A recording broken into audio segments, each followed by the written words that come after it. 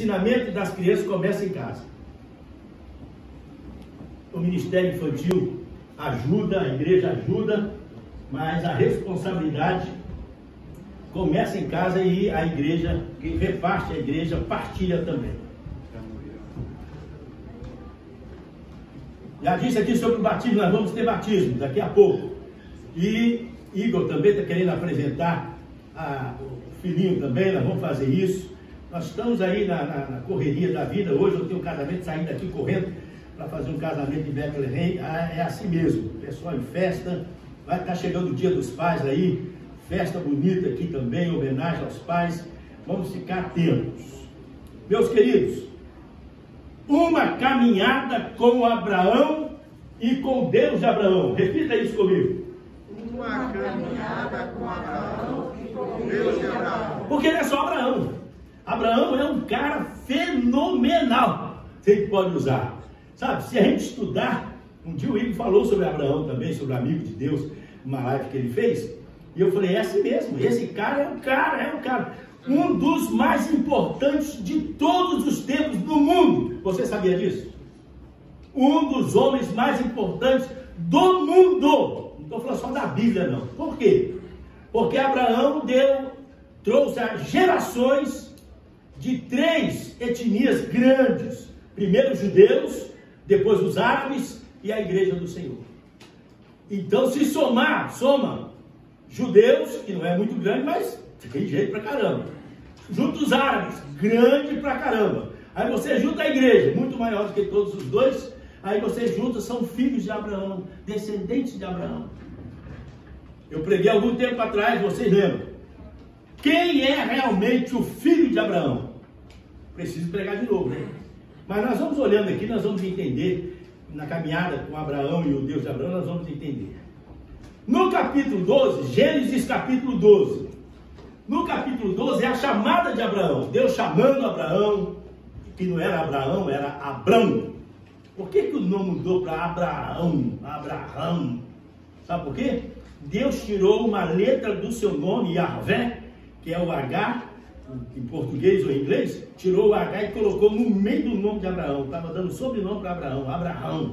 Aí ficou Abraão. Então Deus falou assim, você é meu, vamos misturar os nossos nomes aqui, tem um pouco de mim em você.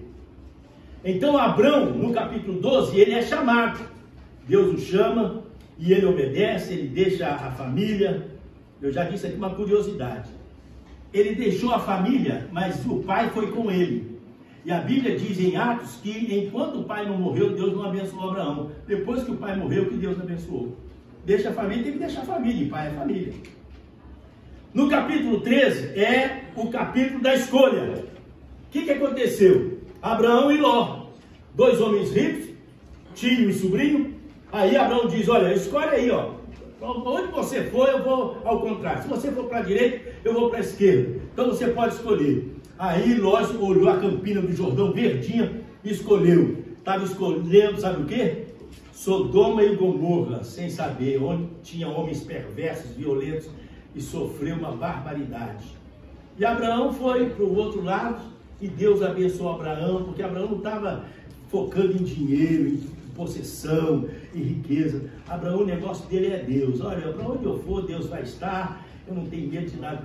Abraão é show de bola para nós. Hoje, capítulo 14, nós temos 3 ensinamentos no capítulo 14. Os 3 ensinamentos do capítulo 14 é o que nós vamos estudar hoje. Abraão em guerra, o encontro com Melquisedeque e o dízimo que Abraão deu a Melquisedeque. Vamos orar. Pai, nós temos a tua palavra em mãos, nós queremos meditar nela, nós queremos crescer nela, queremos aprender, queremos reforçar também o nosso conhecimento, que a graça do Senhor esteja sobre a vida do teu povo que está aqui no templo. Aqueles que estão nos assistindo pela internet, que o Senhor possa abençoar essas pessoas também. Seja conosco, ó Deus. Assim como o Senhor falou comigo quando eu estava meditando, que o Senhor possa falar com a tua igreja agora. É a nossa oração em nome de Jesus. Amém. Capítulo 14. No capítulo 14, você vai encontrar o seguinte. Do versículo 1 até o 16, você encontra uma guerra. Tem uma guerra aqui dos homens de Sodoma, de Gomorra. No versículo 9 diz que eram 5 reis contra 4 reis. Uma confusão, eles começaram a brigar e de repente eles tomaram Ló, sobrinho de Abraão, pegaram, levaram seus bens, levaram suas mulheres, levaram seus descendentes, e Ló ficou refém dessa guerra. Versículo 12. Levaram também Ló, sobrinho de Abrão, e os bens que ele possuía, visto que morava em Sodoma. Que lugar, hein? 13, vou ler por causa de uma palavra que aparece aqui pela primeira vez. Mas alguém que tinha escapado veio e relatou tudo a Abrão, o hebreu. Quem é que sabe o que significa hebreu? Sabe? Imigrante. Interessante, né? Hebreu, o hebreu, imigrante. Sabe por quê? Porque ele não parava. Abraão estava caminhando com Deus. Ele estava indo de cidade em cidade até chegar à terra que o Senhor prometeu para ele. Abraão, o hebreu, que vivia, inclusive Luiz Saião escreveu um artigo dizendo assim: Deus, o Deus do imigrante, por causa desse texto, que vivia próximo aos carvalhos de Mamre, o amorreu. Mamre e seus irmãos Escol e Aner eram aliados de Abrão. 14. Quando Abrão ouviu que o seu parente fora levado prisioneiro, mandou convocar os 318 homens treinados. Olha só como é que Abraão era fera. Nascidos em sua casa, ele tinha um exército em casa. E saiu em perseguição aos inimigos até Dan. Atacou-os durante a noite em grupos, e assim os derrotou. Fera também. Perseguindo até Obar, ao norte de Damasco. 16, leia comigo aí. Recuperou guerra, recuperou todos os bens e trouxe de volta o seu parente Ló, com tudo que possuía, com as mulheres e o restante dos prisioneiros. Abraão está ou não está com muito? A primeira lição que nós aprendemos aqui no capítulo 14, qual é a primeira lição? Abrão estava em guerra, homem de Deus, enfrentando guerra. Saibam os irmãos que eu não combinei nada com Jonathan quando ele disse sobre guerra aqui. Ele está falando sobre guerra, os embates da vida. Aí eu falei assim, parece que ele sabe que eu vou pregar sobre guerra. Abrão em guerra, é homem de Deus. Nós também, homens de Deus, mulheres de Deus. Mas você não enfrenta a guerra, embates na vida, não? Você não enfrenta, não? Não enfrenta problema com a família, com os filhos, com os parentes? Você não enfrenta problemas no trabalho, com o patrão, com o empregado? Você não enfrenta problemas com o mundo? Você não enfrenta problemas, infelizmente, até dentro da igreja? Guerra! Guerra brava, guerra! Esse é o nome da mensagem de hoje. É guerra, guerra. Porque nós enfrentamos esses embates, essas lutas na vida, todos nós. Do pastor até o membro mais novo, recém-convertido. Enfrentamos lutas, guerras tremendas.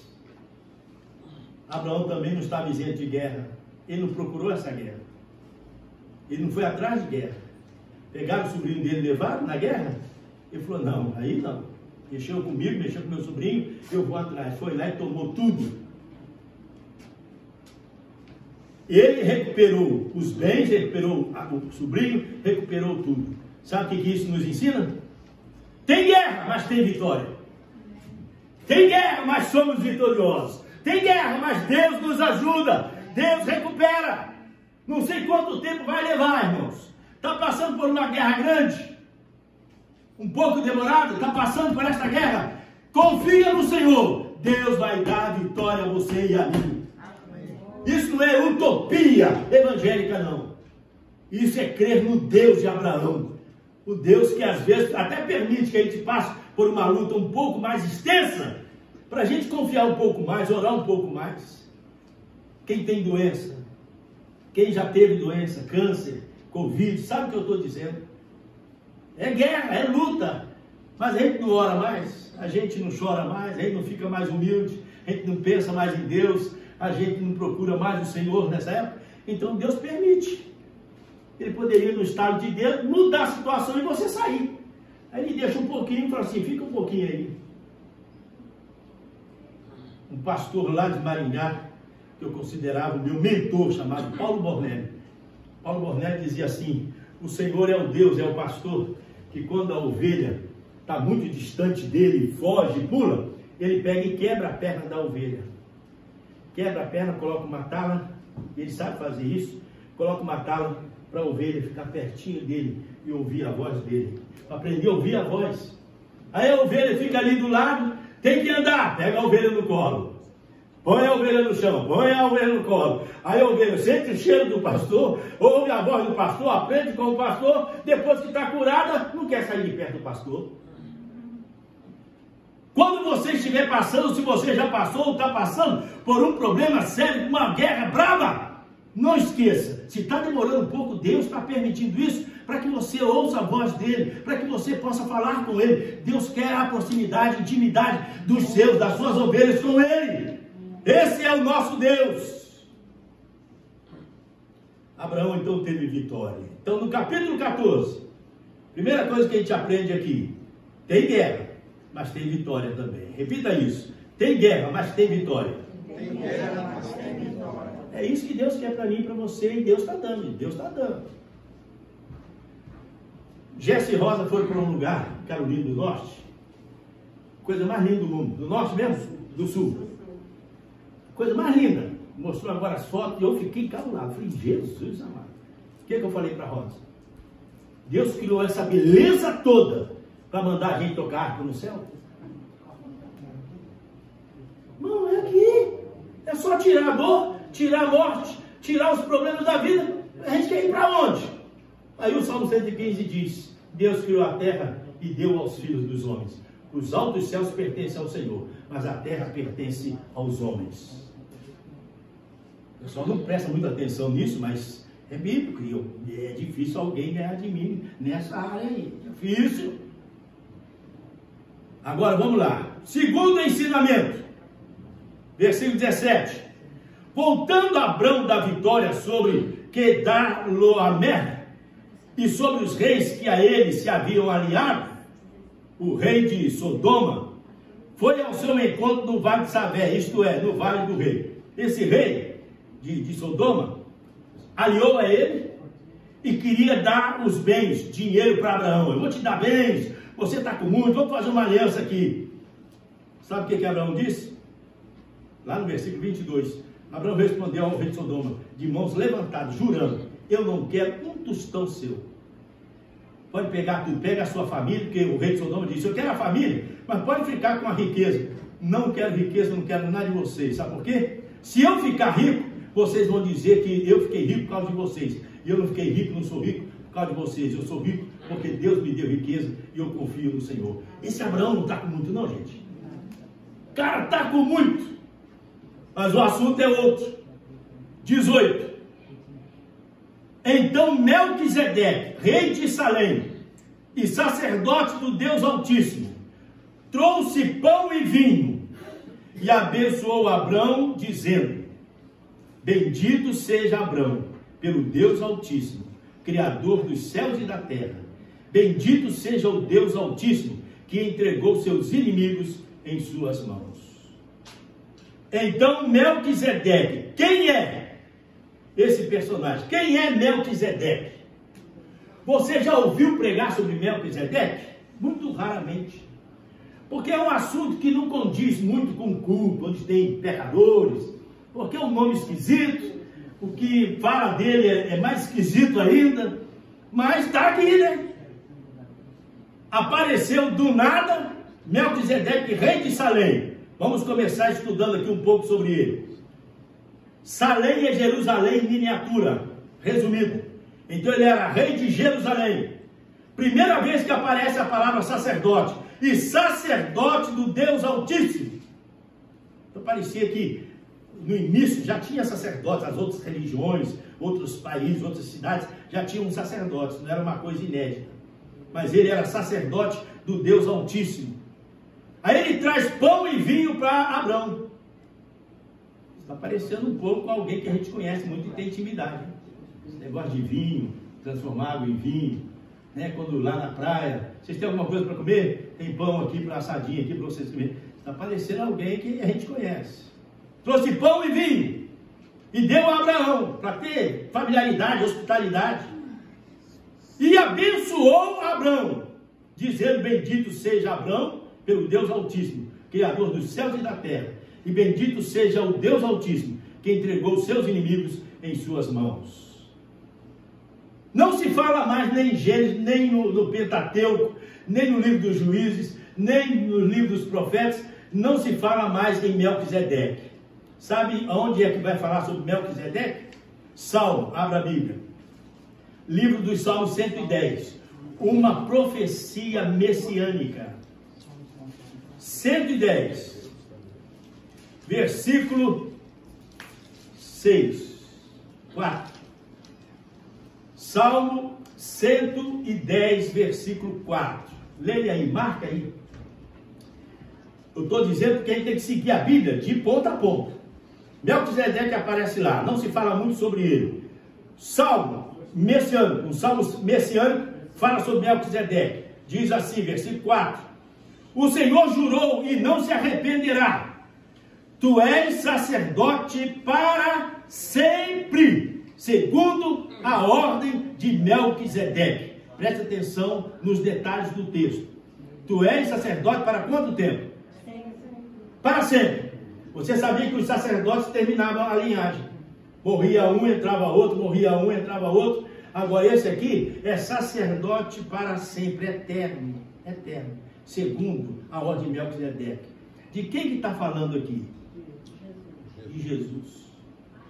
Só tem um que é sacerdote eterno, para todo sempre, que é o Senhor Jesus, que o salmista está profetizando sobre ele. Mas não tem mais detalhes, a não ser escatologia, misturado com Jesus aí. Como diz o versículo 5, o Senhor está à tua direita, falando de Jesus. Ele esmagará reis no dia da tua ira, falando de Jesus.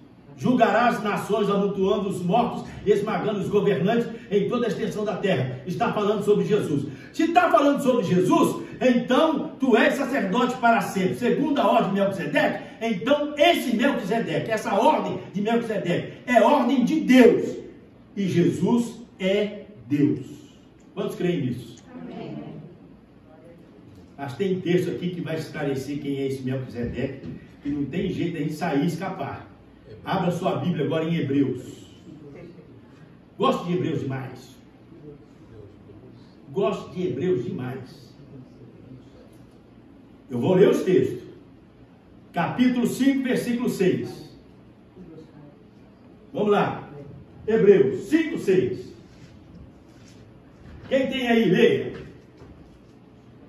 Diz em outro lugar: tu és sacerdote para sempre, segundo a ordem de Melquisedeque. Muito bem. E diz em outro lugar. Aonde é que diz? Livro dos Salmos. Hebreus está dizendo, e diz em outro lugar, Salmos: tu és sacerdote para sempre, segundo a ordem de Melquisedeque. Falando de Jesus. Leia o versículo 10. O que é que diz o 10? Sendo designado por Deus sumo sacerdote, segundo a ordem de Melquisedeque. Está falando de quem? Jesus. 6:20. Leia aí, o que está escrito? 6:20.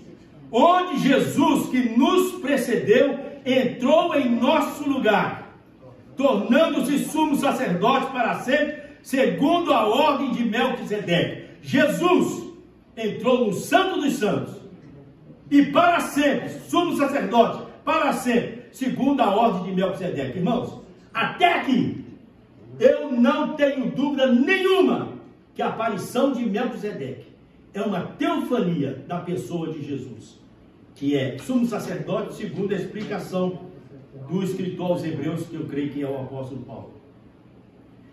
Capítulo 7, agora a coisa pega. Esse Melquisedeque, rei de Salém, de Jerusalém, e sacerdote do Deus Altíssimo, encontrou-se com Abraão, quando esse voltava, depois de derrotar os reis, e o abençoou. Só pode abençoar nesse sentido quem tem autoridade. Ele chega para Abraão, ele traz pão e vinho, e ele abençoa Abraão porque ele tem mais autoridade do que Abraão. E Abraão lhe deu o dízimo de tudo, que é outro assunto, outra lição. Você só pode dar dízimo a quem tem autoridade sobre a igreja ou sobre a sua vida. Você sabia disso? Você não pode pegar dízimo e entregar para qualquer pessoa. Você tem que entregar para pastor, você tem que entregar para uma igreja, você tem que entregar para cada autoridade. É Deus que escalou isso. Não discuta com Deus, não brigue com Deus. Faça o que Deus mandou e acabou. Por isso que há muita confusão nas contribuições, porque o pessoal acha que pode fazer do jeito que quer. E a Bíblia tem parâmetros, tem leis que devem ser obedecidas, tanto no Antigo Testamento como no Novo Testamento. Em primeiro lugar, seu nome significa, o nome Melquisedeque significa o quê? Rei de justiça. Rei de justiça. Olha a seriedade desse Melquisedeque. A Bíblia diz, Paulo escrevendo aos Coríntios, que Jesus é a justiça de Deus. Rei da justiça. Jesus é a justiça de Deus. Melquisedeque é rei da justiça. Depois o quê? Rei de Salém. Rei de Salém, rei de Jerusalém. Quem é o rei de Jerusalém? Quem é que entrou lá em Jerusalém? Bendito que vem em nome do Senhor, bendito é o rei que vem em nome do Senhor. Jesus, queridos. Depois o que mais? Rei de paz. Rei de paz. Quem é o príncipe da paz, irmão? Nós temos que ver que as coisas não são escritas só para escrever. O escritor brasileiro vai escrever qualquer coisa, não é assim não. É o Espírito Santo levando a gente a entender. Eu tenho o Novo Testamento, como eu disse a vocês. A melhor coisa que aconteceu na minha vida, eu ter nascido depois que Jesus veio. Se eu nascesse como os judeus antes de Jesus, eu não teria esse conhecimento, eu não teria o Novo Testamento, eu não teria essas revelações. Esse Melquisedeque, versículo 3. Sem pai, é esquisito, irmão. Sem mãe, sem genealogia, sem princípio de dias, nem fim de dias, feito semelhante, aleluia, ao Filho de Deus, ele permanece sacerdote para sempre. Ah, meu Deus do céu. Como é que pode um sacerdote não ter pai, não ter mãe, não ter princípios de dias e ser sacerdote eterno e para sempre? Não pode ser um homem comum.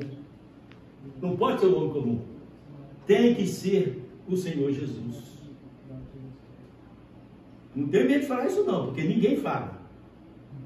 Comentário, eu estou catalogando os meus livros, irmãos. Eu tenho livro pra caramba, não sabia. É muito livro. Aí os comentários, né? Os comentários, eu falei assim, eu já li todos esses livros, já li. Ninguém fala nada sobre Melquisedeque, ninguém fala quem é. Eu falei, agora eu tenho coragem de falar porque eu estou lendo Bíblia, não estou lendo comentário. Agora vai comigo, caminha comigo. Aí ele não tem pai, não tem mãe, não tem nada, né? 4. Considere a grandeza desse homem, até mesmo o patriarca Abraão lhe deu o dízimo dos despojos. Vamos aprender daqui a pouco sobre o dízimo. A lei requer dos sacerdotes dentre os descendentes de Levi que recebam o dízimo do povo. Todos os descendentes de Levi, sacerdotes, os sumos sacerdotes, recebiam o dízimo do povo. Presta atenção, os levitas recebiam o dízimo. O sumo sacerdote recebia o dízimo dos levitas. Olha só como é que é interessante a Bíblia. Os levitas recebiam o dízimo do povo. E o sumo sacerdote? Os levitas davam o que eles tinham para o sumo sacerdote. A lei requer que os sacerdotes e os descendentes de Levi recebam o dízimo do povo. Isto é, dos irmãos, embora esses sejam descendentes de Abraão, este também, porém, que não pertencia à linhagem de Levi, recebeu os dízimos de Abraão. O que o escritor está escrevendo é o seguinte: Melquisedeque não tem linhagem de Levi para receber dízimo. E como é que recebeu? Agora a minha pergunta: Jesus era descendente de qual tribo? Judá. Não tem nada a ver com dízimo, não tem nada a ver com sacerdote. Aí já começa a aparecer com Melquisedeque.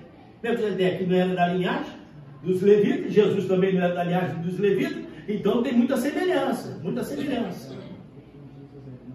Agora deixa eu falar uma coisa com vocês aqui, por causa do sem pai, sem mãe, sem princípio de dia, sem nada. Jesus era homem ou era Deus? Boa pergunta, né? Jesus era homem ou era Deus? Ambos.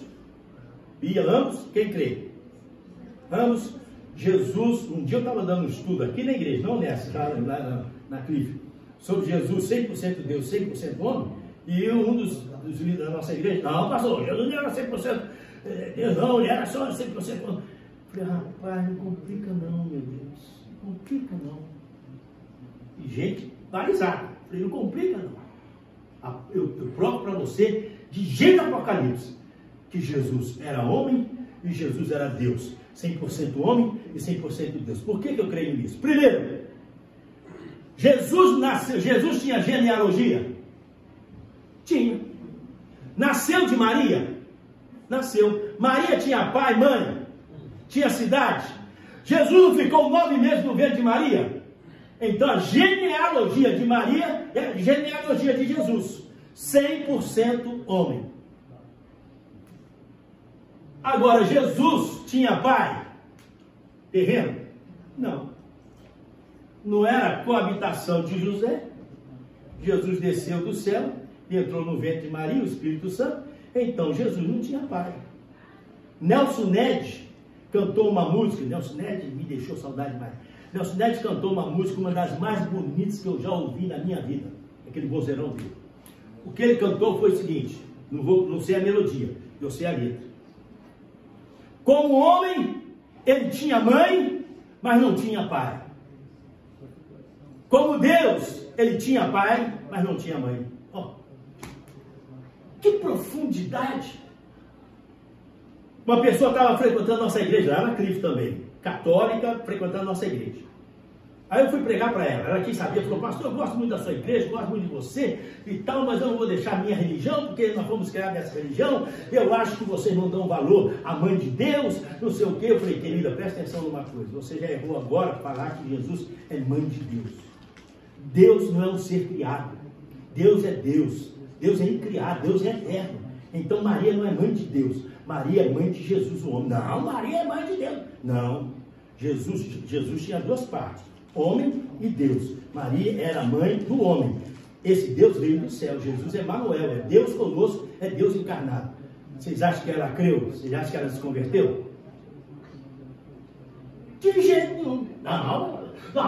Falei, oh, cabeça dura. E pessoa inteligente, cabeça dura que não entende.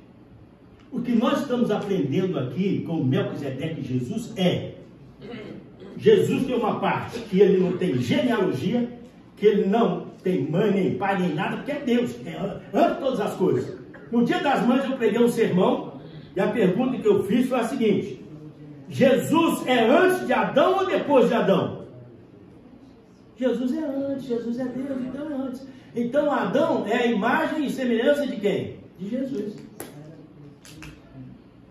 Esse Melquisedeque aqui, ele aparece, mas Jesus é antes de Melquisedeque. Então Melquisedeque é a imagem de Jesus, que tomou uma forma. Agora o escritor aos Hebreus está esclarecendo para nós. Melquisedeque não tinha pai, nem mãe, nem genealogia, não tinha princípio, nem fim. Irmãos, isso não é um homem comum.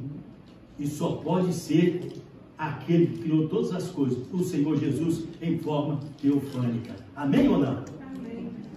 É para a gente aprender mesmo, estudar a palavra. Aí ele continua falando sobre esse Melquisedeque que é tremendo.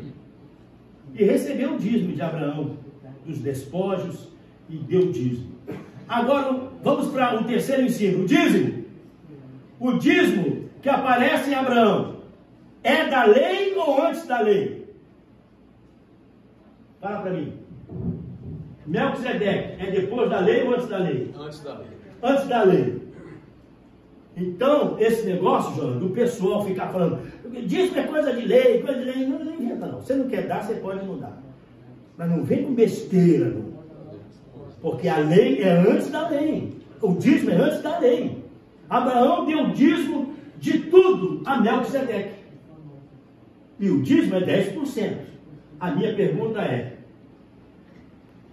Abraão pecou e mentiu? Mentiu. O que ele mentiu? Ele mentiu que a irmã que a mulher dele era irmã. Aí Faraó pegou a mulher dele e ele quase morreu.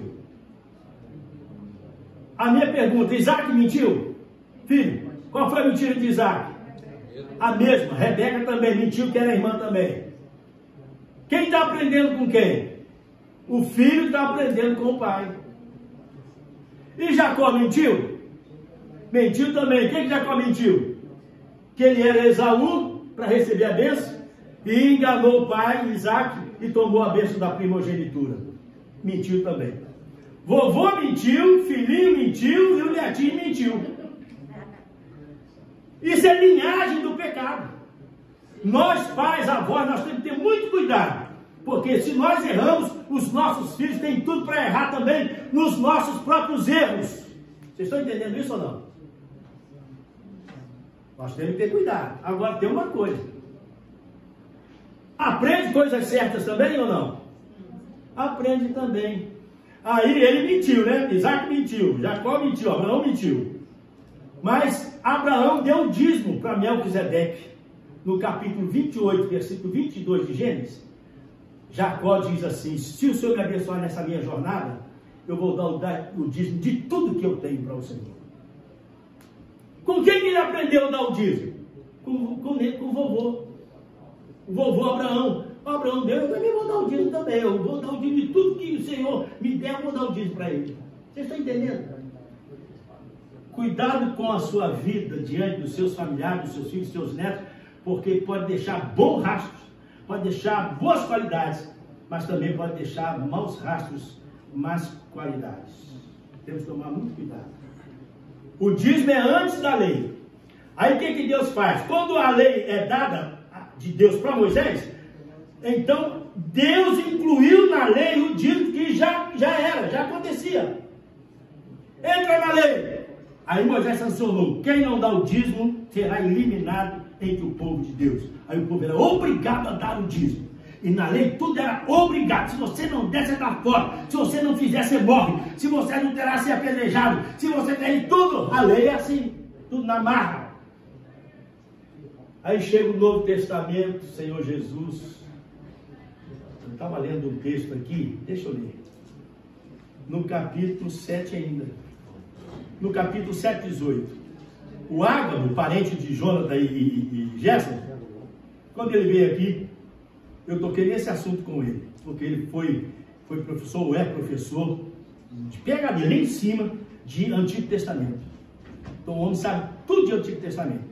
Eu estava conversando com ele sobre o Antigo Testamento, a minha posição, olhando para o Antigo Testamento. Eu disse: mas a Bíblia não diz que o Antigo Testamento é velho e está prestes a acabar? Ele ficou doido comigo. Rapaz, você está escafuchando, Fran. Estou perguntando uma coisa que eu sei que você é mestre nisso. Eu não sou, eu só leio. Aí eu li para ele 7,18. Falando de Melquisedeque, 17. Portanto, sobre ele é afirmado: tu és sacerdote para sempre, segundo a ordem de Melquisedeque. A ordenança anterior é revogada, falando sobre a lei, porque era fraco e inútil, pois a lei não havia aperfeiçoado coisa alguma, sendo introduzida uma esperança superior pela qual nos aproximamos de Deus, falando sobre a nova aliança que está em Jesus. Aí no versículo 21, o Senhor jurou e não arrependerá, Salmo 110, tu és sacerdote para sempre. Jesus tornou-se, por isso mesmo, a garantia de uma aliança superior. Irmão, isso é forte. Eu estou dizendo que Jesus veio trazendo uma aliança superior à aliança velha, que é o Antigo Testamento. No Antigo Testamento, se você não fizesse, você morria. Agora presta atenção: se a gente tivesse no Antigo Testamento, quem não dá o dízimo teria que morrer. E acabar com a igreja. E acabar com a igreja. Mas a lei de Jesus não é na marra, não é na força, não é por obrigação. Deus ama aquele que dá com alegria, espontaneamente. Irmãos, graças ao Senhor pela vida de vocês que contribuem com esta obra aqui. Eu não preciso ficar falando de dinheiro todo culto. E eu não vou fazer isso porque eu não sou disso.